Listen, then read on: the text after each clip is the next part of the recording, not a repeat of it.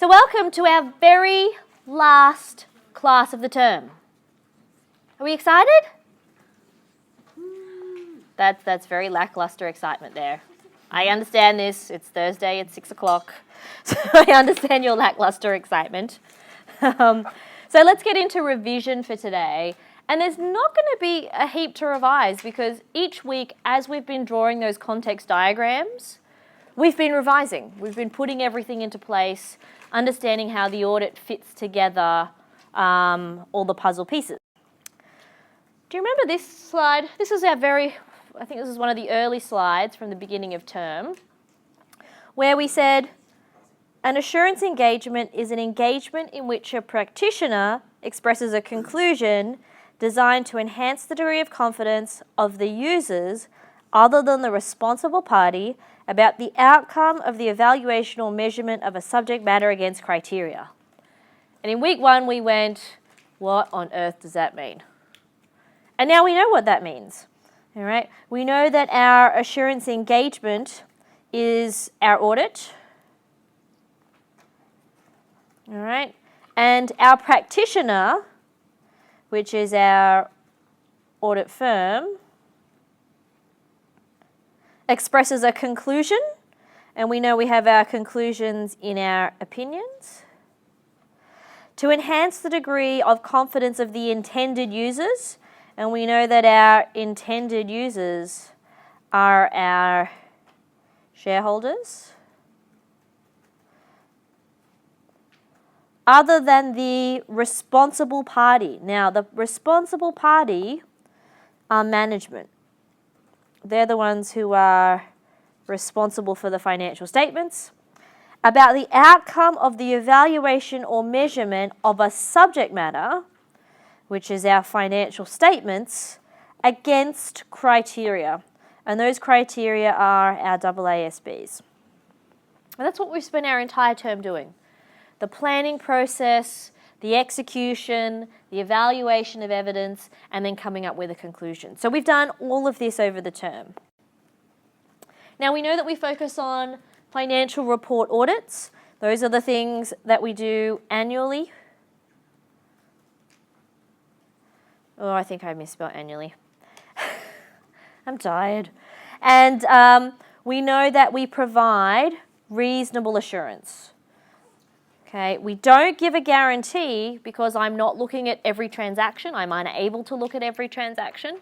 I only look at a sample of transactions and I give reasonable assurance. We also give reasonable assurance because our decisions involve lots of judgment and also lots of interpretation.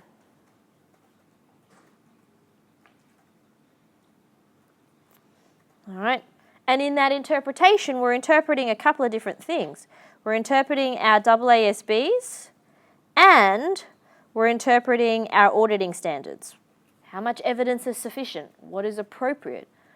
How much is it to have a thorough understanding of something? The auditing standard doesn't give us any hard and fast rules there. So we're always making judgments. So it's quite difficult to say, I'm 100% sure, but I give reasonable assurance. Now we know that there are 3 main reasons why companies have audits. And with agency theory, before we've talked about the principal, not like high school principal, and the agent. Remember, the principals are the who? Shareholders. All right, or owners. And the agents are the executives. Managers or the executives, people who run the company. So there is a difference in their wants and needs and their goals. So we have this agency risk. We try and, hopefully that's nothing. And then we try and minimize those risks by aligning agent interests with shareholder interests, by giving them stock options, making them owners in the company, to make them think more like owners than self-interested agents. Our second one is the information hypothesis. Users want reliable information, information checked by a third party, which is also true. And then the insurance hypothesis, which is if something happens, the auditor really could be sued to try and help gain shareholders' money back. But this one is much more difficult All right. So definitely, agency theory and the information hypothesis, both exist at the same time. The insurance hypothesis does exist, but it is becoming more difficult to sue the auditor and actually win and get some funds out of it. Early on, we looked at our ethical principles. And these are really important because ethics underpins the profession. If we weren't objective, if we weren't well trained, then we may not be able to give the opinions that we do and them have the weight and add the reliability that we do. So therefore, everyone within the profession, whether you're in tax, management, accounting, auditing, must abide by these ethical principles of having integrity, objectivity, which sometimes we also will talk about as independence, having the right skills, being able to maintain confidentiality over all the top secret information we look at, and acting with professional behaviour. Now obviously the one that's key for us is the independence issue. So much so that APES 110, Section 290 has a number of pages focusing on the threats to independence. These are the things that might affect the auditor's ability to remain independent. So we could own an interest in the company. That might not make me independent. If I'm checking my own work, I'm not independent. I cannot act on the client's behalf. I cannot know them for extended periods of time, so family and friends. And we might be at risk of doing something that's not independent because we might be threatened by our client. So we do things like implement safeguards.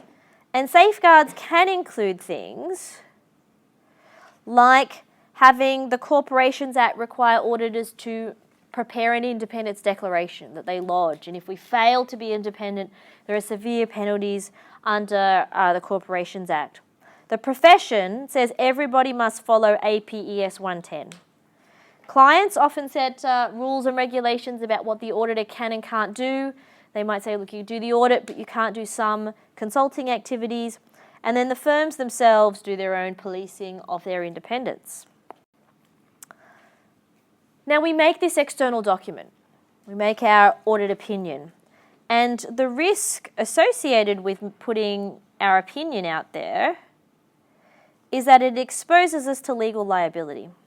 If we say the wrong thing or we say something that's untrue, then we could be exposed to a lawsuit.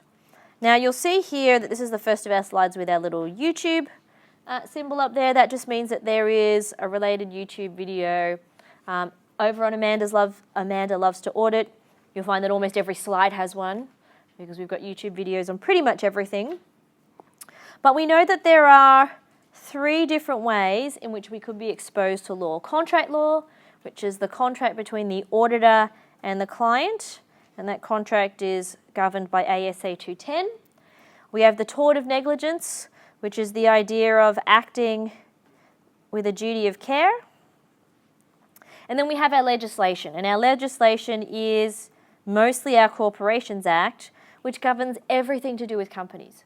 Setting up a company, closing down a company, trading while insolvent, directors' responsibilities, shareholder registries, as well as the roles of auditors.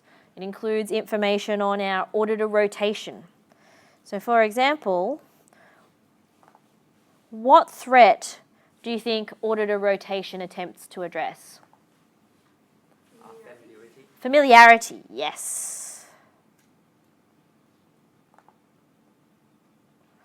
All right, so there's all sorts of different things. There's the rotation, there's the independence declaration as well.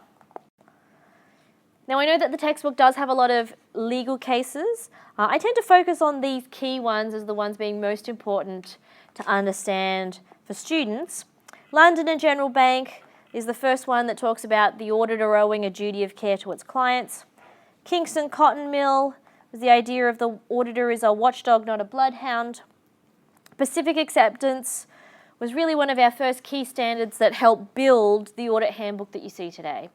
So a lot of stuff like you should have written audit procedures. You should audit the entire financial period. You should keep good documentation. You should have supervision of junior audit staff. All of that was laid out in the judgment of Pacific Acceptance. Now, Caparo is a case from the UK, and it sets out a three-pronged approach in which the auditor might be liable to a third party. And so the three prongs were reasonableness, foreseeability, and proximity. So that means it has to be reasonable to expect that a third party could rely on the financial statements. It has to be foreseeable that they could, and there has to be proximity. And it talked about that proximity is a real relationship, but it was the Asander case in 1997 that really gave us a lot more clarity on proximity. It said that for a third party like a bank, not a shareholder, to establish a duty of care, to the auditor owes them a duty of care, they must show that we prepared the report on the basis that it would be communicated to that third party, it was likely that they would rely upon it, and that they would suffer a loss. So that's some of that reasonableness and proximity. Sometimes what textbooks don't talk about, but what is really important in the judgment and the idea of proximity, is that one of the judges actually said that the auditor must encourage, entice, or induce reliance by that third party. Right, so when we look at our general audit report, it says, dear shareholders, we're encouraging our shareholders to rely on that audit report. But it doesn't say, dear bank lenders, or dear other debt holders. It says, dear shareholders. So for another third party, right, it's pretty easy for the client to sue the auditor, for the auditor to sue the client, for ASIC to sue the client. But for someone else, a third party like a bank, a union, some other organisation that relied on the shareholders' annual report, being able to sue the auditor is very, very difficult because of this idea of proximity. Has everyone seen the little finger puppet video on YouTube, where I've got the little characters moving around for proximity? So that's the video that little thing is referring to there. That was just my excuse to buy the finger puppets at IKEA. I saw them and my son's like, finger puppets, whatever. I'm like, oh, I could use these in class. So that's where they are. Do we need to know like those cases by heart? In terms of what you need to know about cases, if you understand like one or two sentences about what the case is about, probably a bit more about the Caparo and Asander cases because they're the most important ones. But, I don't expect you to remember the entire name. London and General Bank case, the Kingston Cotton Mill case, the Caparo case, the Asander case, you don't need to remember the entire legal long definitions of them. Oh, where's my list of names moving around? It's up the back? Okay, I'll come collect it later, it's all right. Okay, so starting off with a new client, we have a contract like any other business, smart business move, an engagement letter. We need to make sure that we are independent, check ourselves against the Corporations Act and APS 110, and that ethically we can do the job. We don't have any conflicts of interest, we have the right industry knowledge, background and skills. And then we have to think about the risk of being associated with that client. If they're doing something that's really controversial, so for example, I wouldn't be really happy if somebody wanted me to audit Transfield. Anyone know why? So Transfield's mostly an infrastructure and organisation, but they also run the detention centres on Nauru and Manus Island and Christmas Island. So if I'm an auditor, and we know that there's obviously lots of political controversy around there about decisions that the government and contractors and people that Transfield has hired for security in those areas, there's a lot of risk that if you're associated with a company that might be doing something that we morally object to, that could have flow-on effects in other areas. So there could be some risk associated there. If you're auditing a company that ends up, I don't know, funneling money to terrorists that, attacks the Parliament House, though nobody lives in Canberra, so I don't know if that's really a huge issue, then that might have some blowback effect on you as the auditor. You know, how did you not realise that hundreds of millions of dollars were being funneled into unusual offshore accounts in these weird countries? So there can be some risk in being associated with companies where things go wrong. We looked at all of the stages of the audit, and I'm going to add some auditing standards in here for you guys of the sorts of things that we looked at. So understanding the client, what ASA does that relate to? 315. Yes, if in doubt, quote ASA 315.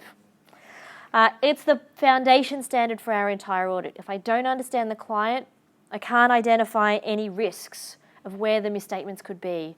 If I can't identify where I think misstatements might be, I might miss them when I'm doing my search, which means I might give completely the wrong audit opinion. So 315 is really key in terms of understanding the client. It tells us to identify these risks. ASA 320 says I need to think about materiality and what I'm going to do in regards to those risks. In responding to risks, I need to either test internal controls, all right, or substantive testing, which comes under all of our 500 type standards, 505, 502, etc., sampling, and then we make our conclusions in ASA 700, 705 if management are not being agreeable, and 706 if we've got any extra information to disclose. Now, anybody here working in an audit firm now? Nobody wants to admit it? Just look down. Who's going to an audit grad job next year? Vacationer. Anyone going to a vacation job next year? One person. All right. So if you're moving into an auditing position next year, or even if you are doing corporate-based accounting, one new standard that you're going to hear a lot about in the next few years is ASA 701. We haven't really talked about it yet at all, but ASA 701 is a new auditing standard on additional audit disclosures, where the auditor will have to disclose how they made difficult decisions. How did you determine whether the impairment for intangible assets was appropriate? There's not really a right answer there. How did you determine that the going concern assessment was done properly?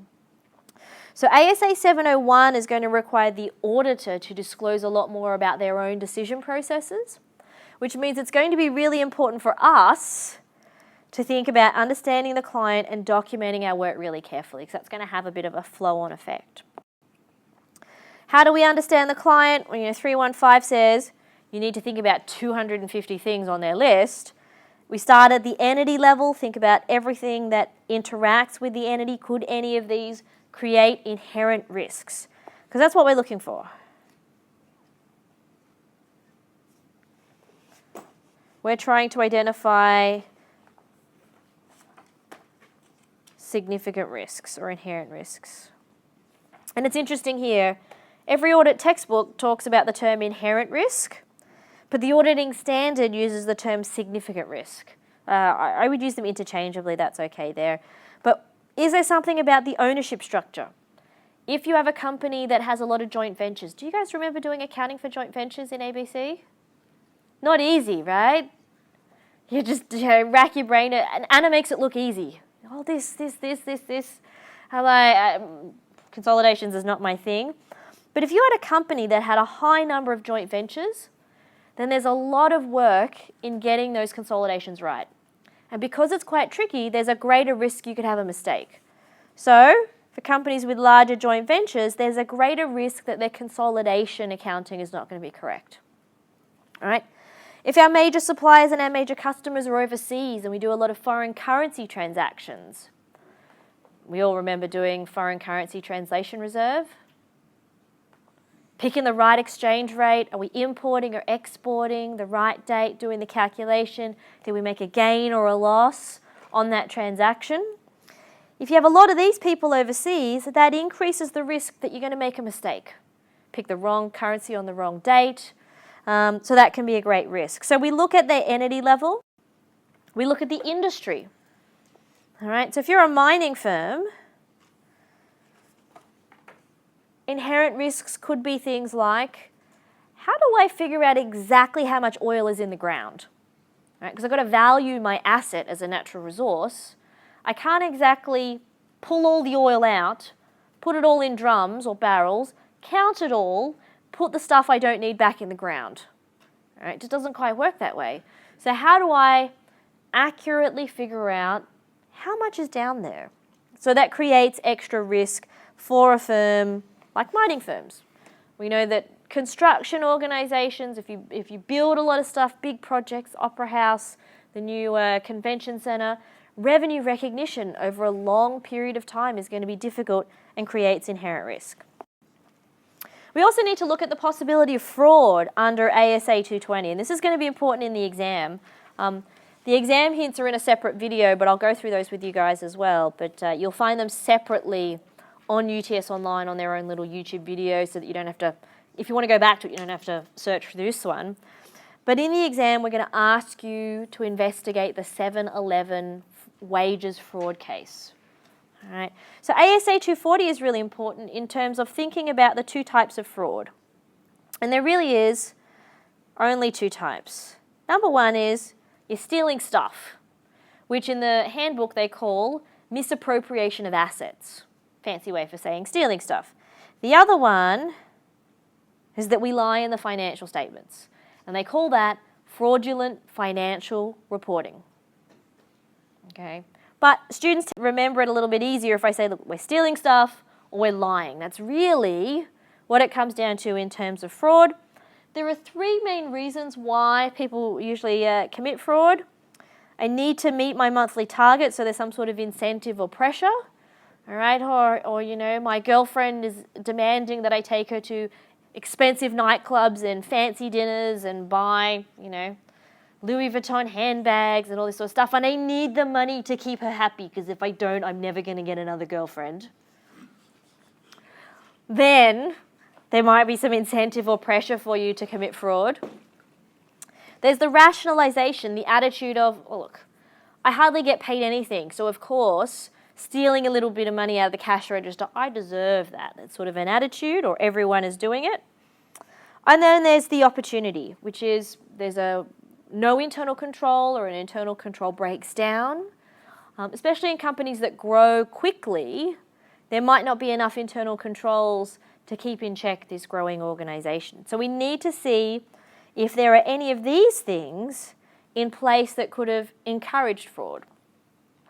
ASA 240 also has at the back a list of red flags. All right.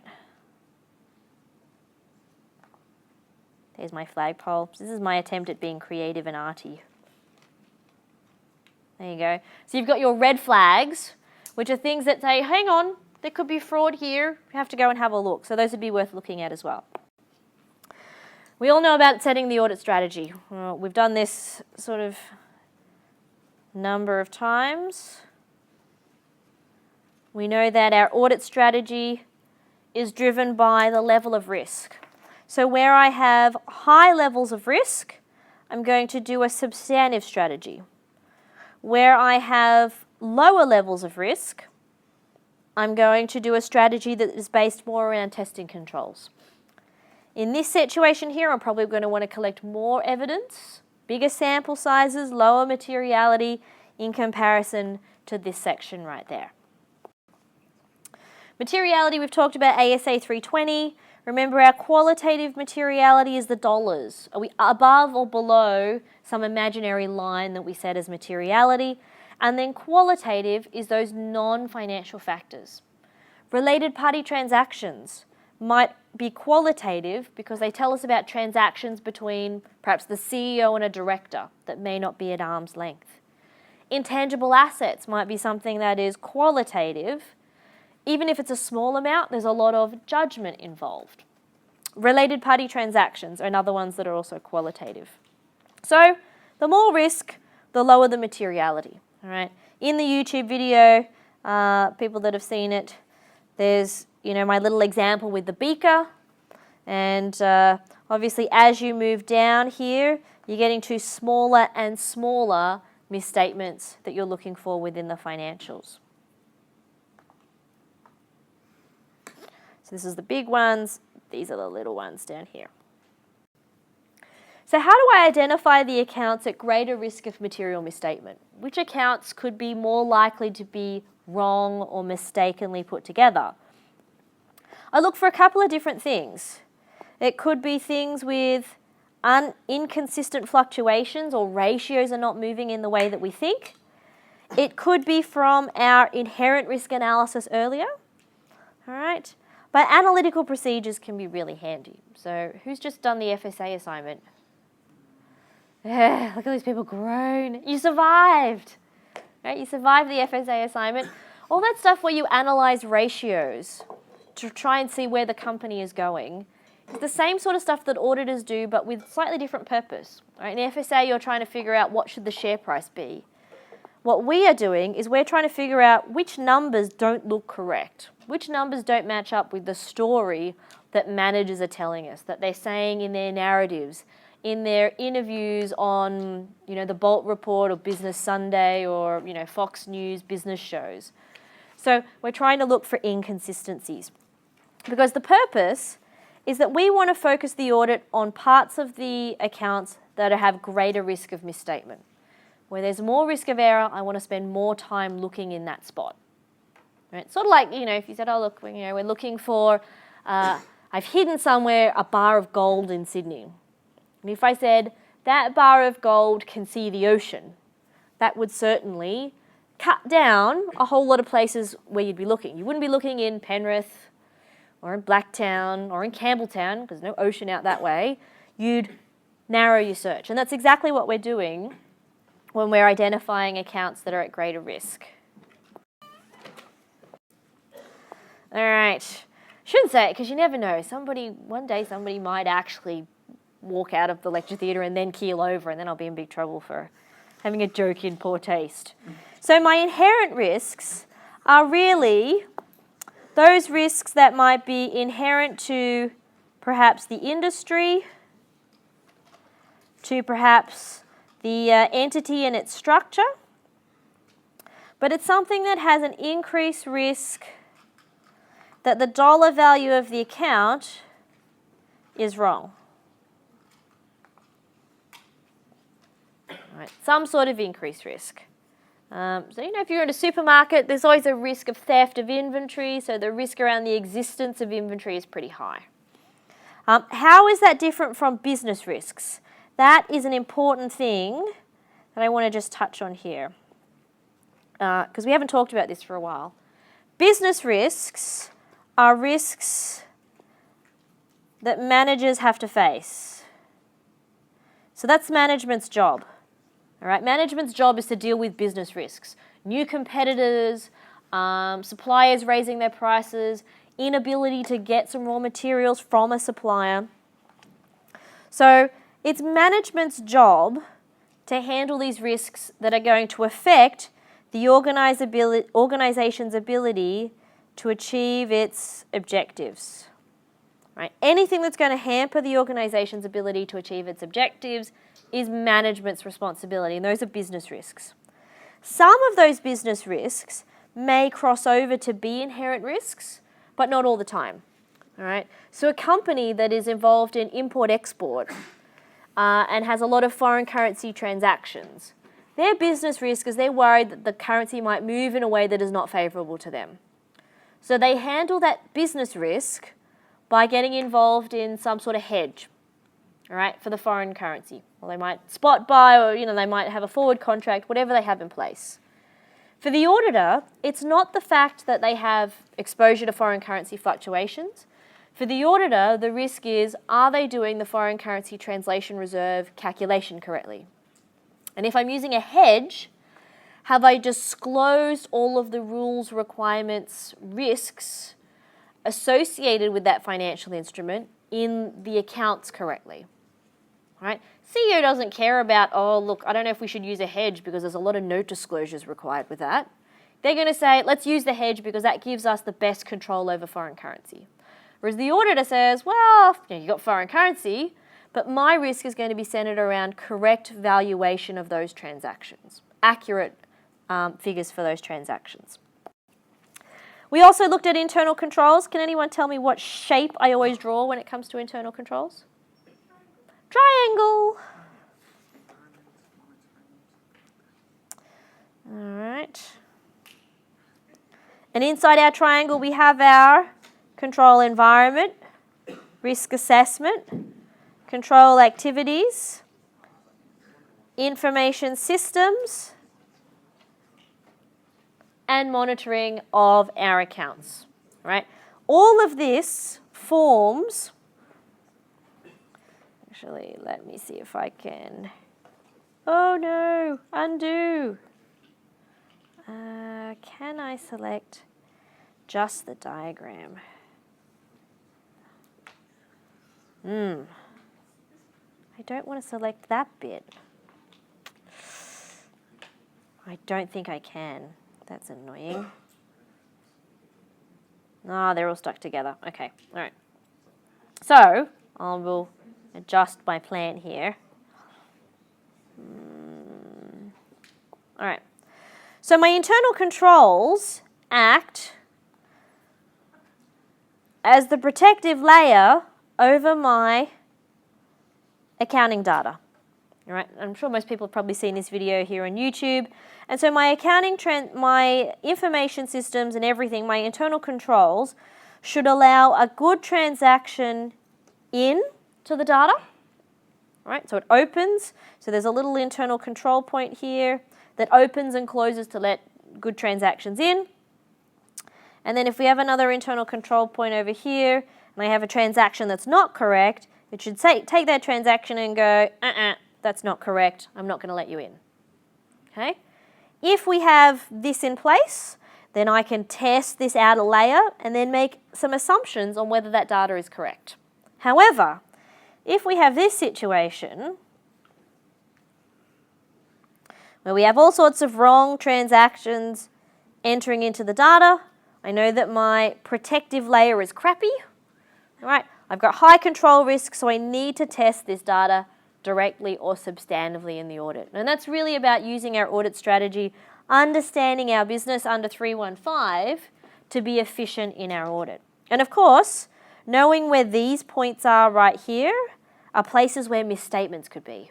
So I could use that as to my advantage. Even when something bad happens at the client or something that's less than optimal, I can use that to my advantage as the auditor. So that's sort of the silver lining.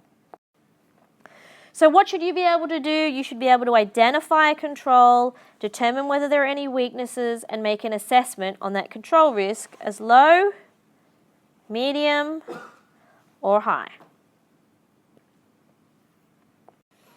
All right. We also have to gather audit evidence, and gathering evidence is probably what we spent the most of our time doing. Has to be sufficient and appropriate. We have to look for evidence that matches the assertions for each transaction, account balance, and disclosure. And we focused on the transactions and the account balances. We haven't done too much on the disclosures, so I wouldn't spend too much time looking at disclosures just on transactions and balances. We know that sufficient means how much. Whoops, let me change my pen here to that one. So sufficient means how much, all right, or quantity. That's going to link in with our sampling, ASA 530. And appropriate evidence means I'm using the right procedures, which I'm going to talk about, in 2 slides' time. Sorry, I was getting ahead of myself. Now we know about the assertions.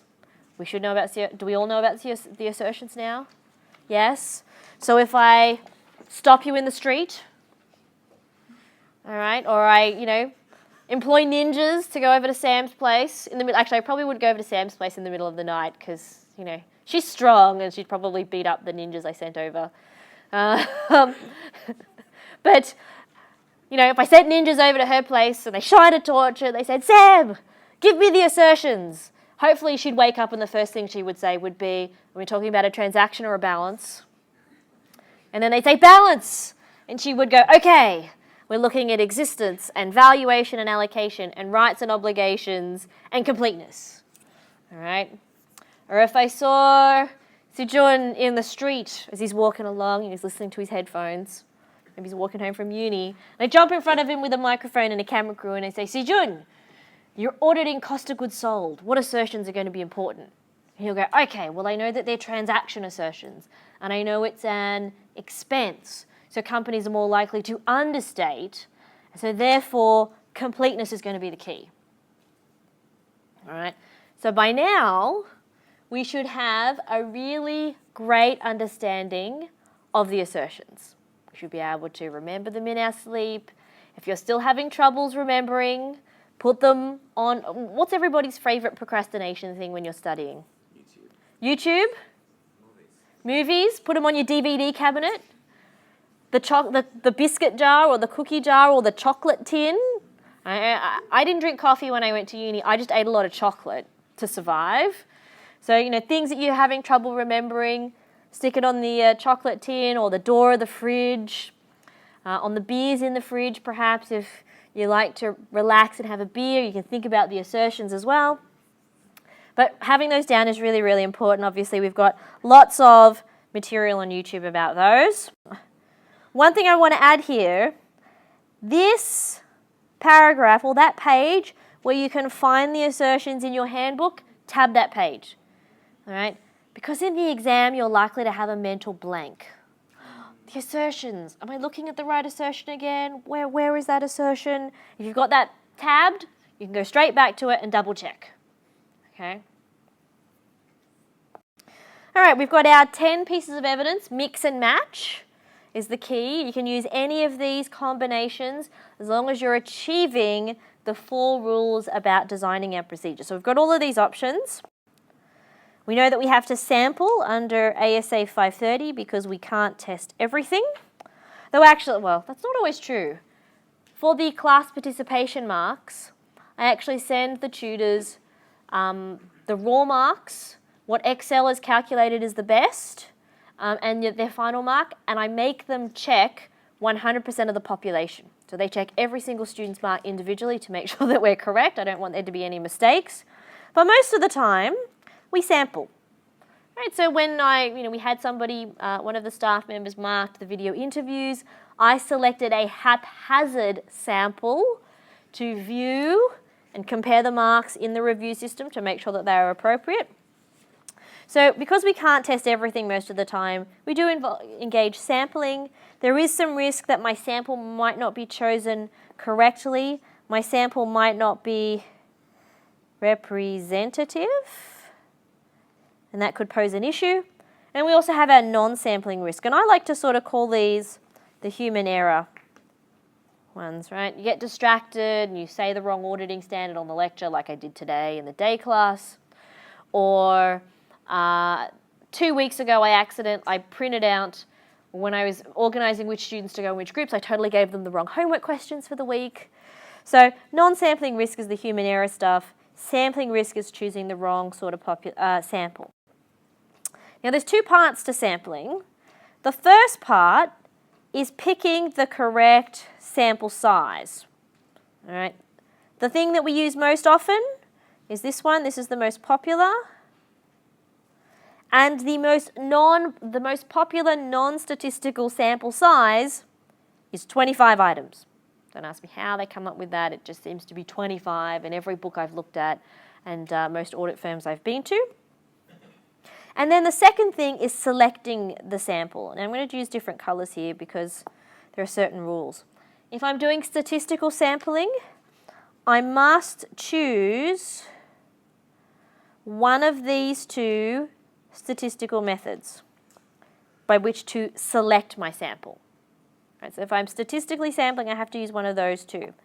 If I am non-statistically sampling, I could use one of these ones, non-statistical methods, or I could use a statistical method. All right, so there's just a bit of mix and match there. And choosing this method will depend a lot on what you're testing, how it's organised. If I'm testing the cutoff assertion, I'm going to be doing a lot of block stuff.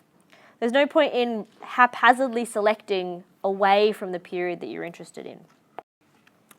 We also looked at evaluating sample test results, including projecting errors, which was some basic mathematics.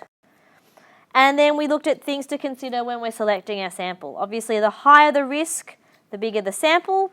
The lower the materiality, the bigger sample.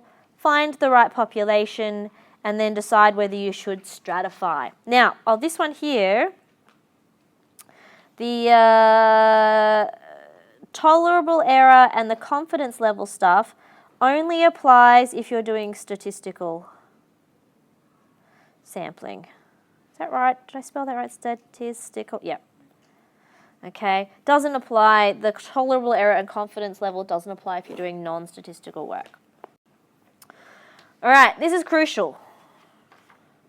And the fact that I've given you lots of opportunities to practice this tells you how important it is. Designing procedures. All right. This is where you really show me what you've learned in terms of assertions, in terms of understanding procedures, in terms of mixing and matching those together. And you need to follow the 4 rules. All right? When writing your test, please follow the 4 rules. Please do not copy the examples of procedures that are in the textbook. If you've looked at them, most of them do not meet the 4 rules. They're really fluffy, airy-fairy things like conduct analytical procedures on sales. What exactly am I going to be? Sales by month? Sales by product line? Sales by region? Turnover by salesperson? So we want to make sure we use the appropriate technical name. That's always important to show me that you understand the business or the correct technical terminology. Use client-specific terms for documents. Be so detailed that I could do exactly what you want to do. And make sure that you're either testing the correct control or the correct assertion. No point in testing completeness by doing vouching. Wrong sort of test. No point in testing accuracy by inspecting inventory. Right? They just don't work out. So you need to make sure that they work together. 4 areas that we have looked at. So mostly we've looked a lot at, let me change the pen there. We've looked a lot at cash. We looked at accounts receivable, sales, accounts payable, COGS, property, plant and equipment, depreciation, right? So those are the major things. Think about how the process might work at the client. What's the most relevant assertion? Which ones are most at risk? And then design some tests. All right. So, and the key there is the word design. Your ideas are going to be different from someone else's ideas, which might be different from my ideas. But as long as they still meet the 4 rules, in an exam situation, you're sweet. Wrapping up the audit, we know that there is going concern to think about. And we looked at ASA 570 for that. And the flow chart.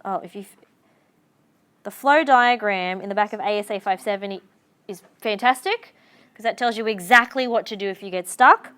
We talked about negotiating audit adjustments, subsequent events in ASA 560. Who's watched the video? Helpful? Who's read the standard? How was it? Skim read. Did it look complicated? Not too bad? Okay. A lot of students tend to find the auditing standard quite complicated. So definitely make sure you read the standard and watch the video and know how it all fits together. You might want to write some little explanatory things on your handbook or write some examples in there as well. When I'm doing subsequent events, you'll notice in the subsequent events video where I do a demonstration, I always draw the timeline. If in an exam situation, you get a subsequent events question, always draw the timeline. Mark in when you discover something and when it relates to the actual original transaction, and you can almost never go wrong in coming up with the right answer if you practice drawing the timeline. And then our opinions. We've looked at the opinion stuff before. That was just this week. Now this section is the section where you are going to need to make sure, I can't even spell paragraph. Oh no, I can't. Paragraph. All right. Is where we're going to need to work really hard on paragraph references.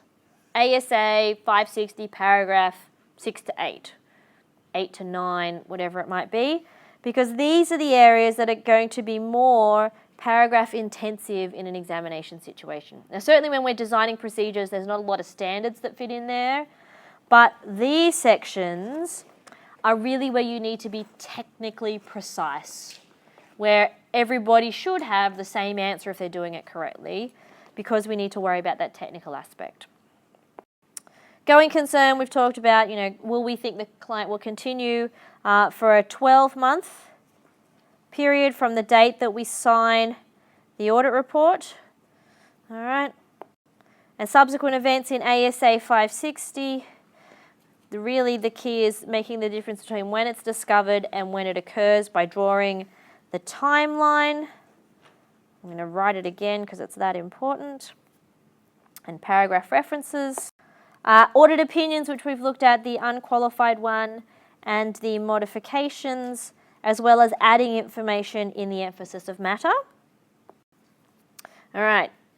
Here is the thing that I probably want you to focus on most in this bit, is figuring out what it means for something to be pervasive. Students almost always jump to pervasive really early, so I'm going to add a little diagram in here. For one of my students found for me, is this one with the octopus. All right. Now, instead of the house, imagine that the house is the financial statements. All right. And you see the little octopus's tentacles are going in multiple places, multiple windows. Pervasive, always think about the octopus. If there's one thing or limited things, then we're in this column over here with qualified opinions. All right. And there's a revision video on that on YouTube.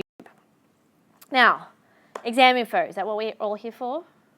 Yes, okay. So I'm just going to stop this one because it's on a different recording. And this is, I suppose, my last thoughts for you guys, and I know you're going to dash off to your tute now with Kate. But this is where everybody is aiming for right now, right? This is the best part of my job, going to graduations, getting to see everybody with their smiling faces and their fabulous families and eating awesome. We have the best afternoon tea for graduations. And I know that this is your goal right now, and this is what you're thinking about and focusing on. And after that, it'll be getting a job, and it'll be earning lots of money so that you can afford to buy a house in Sydney or an apartment or a shoebox or a car space. Or you'll be saving money to, move overseas or travel the world. But I want you to dream big, okay? So if you want to achieve great things, don't let anybody tell you you can't do it. I've got students who have done their accounting degree, spent 2 years in accounting, and then gone off and joined the army. One drives tanks and the other one's in the SAS. And he went from being a tall, skinny guy to being a tall guy who was built like some sort of, rugby forward that looked like he could mow you down in the middle. It was pretty scary. When I saw him at graduation, because he deferred his graduation because he was deployed after when he was going to his first graduation, I didn't recognize him. It was just, I said, Anyway, I want you to dream big. So I've got students from 5 years ago who are, one's a fashion photographer in Seoul, and he teaches English on the side, and then he has an amazing fashion photography career. I've got students who have gone on to all sorts of weird and wonderful things in startup companies. One is running probably the biggest cloud drive organization, Orion VM, here in Australia. He's an ex-graduate of mine. So dream big. If big is what you want to achieve, go for it. Don't let anybody tell you otherwise. The other thing, while we're dreaming big and, we might be stressed out by work, is find time to enjoy the little things. So this is a photo I took the other day of my son. We'd had a huge thunderstorm. My back patio was covered in water, and he wanted to go outside, and all he wants to do is splash in puddles. All right? So take time in between when you feel stressed out to enjoy the little things. Yep. Those are the keys to sanity. Right? I've reached 36 years old, so, I've survived so far, about finding time to enjoy those little things. It's not all about work, it's about so you have a good balance. So, good luck, everybody. Thank you to the regulars who we've seen every single week. hello to the new people who I probably saw in week 1 and I've seen this week. Those people know who they are. I want to make sure that when you go to your tutes tonight, you thank Kate for all her hard work. She's about to go on a really nice holiday. I'm so jealous of her holiday plans. But study hard, and I will see you guys at the exam. And then I will hopefully only see you at graduation, and I will not see you in this sort of scenario ever again. All right, thanks guys, and have a good night.